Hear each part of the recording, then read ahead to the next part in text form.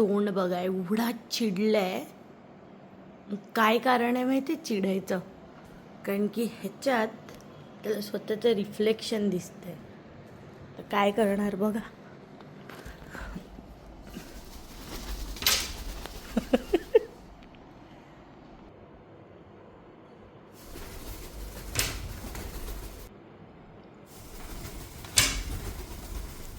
मला असं वाटतंय की त्या साईडला त्याच्यासारखा दुसरा कोणतरी आहे.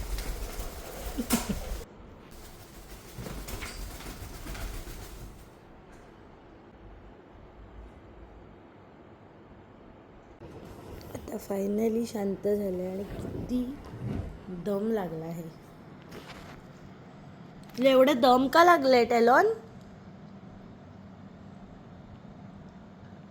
काय केलंस तू?